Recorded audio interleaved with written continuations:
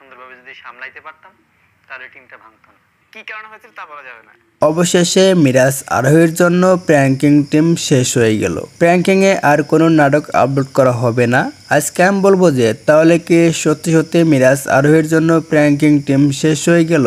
আজকে আমি এই বিষয় নিয়ে কথা বলবো। তাহলে ভিডিও শুরু করা যাক। প্র্যাঙ্কিং টিমটা ভেঙে গেছে।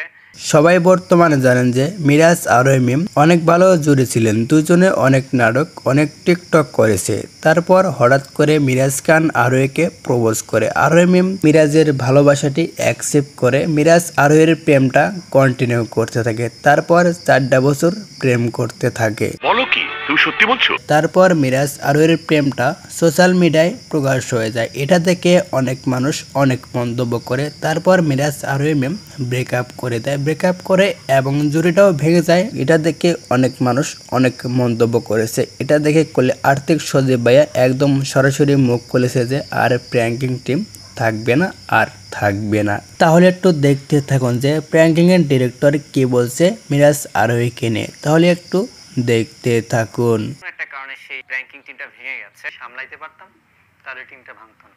কি কারণে হয়েছিল তা বলা যাবে না। হ্যাঁ, ভুল বোঝাবুঝি ছিল। সবাই তো দেখতে পারলেন যে আর্থিক সজীব ভাইয়া একদম সরাসরি বলে দিয়েছে যে প্র্যাঙ্কিং টিম আর থাকবে না। মিরাজ আরোহীর জন্য প্র্যাঙ্কিং টিমটা একদম শেষ হয়ে গেল এবং নিঃস্ব হয়ে গেল। সবাই তো বুঝতে পারলেন যে প্র্যাঙ্কিং টিমটা কিসের জন্য শেষ হয়ে গেল। এটা তো আপনারা একদম ক্লিয়ারই সবকিছু বুঝতে পারলেন। শুধুমাত্র মিরাজ আরোহীর জন্য প্র্যাঙ্কিং টিমটা একদম নিঃস্ব হয়ে গেল। বলো কি তুমি সত্যি বলছো? তাহলে আপনারা কি বুঝতে পারলেন এটা অবশ্যই আপনারা কমেন্ট বক্সে জানিয়ে দিবেন। বাই দ্য ওয়ে, যদি ভিডিওটি ভালো লাগে অবশ্যই লাইক কমেন্ট শেয়ার করে চ্যানেলটা সাবস্ক্রাইব করে পাশে থাকবেন নতুন নতুন আপডেট ভিডিও পেতে।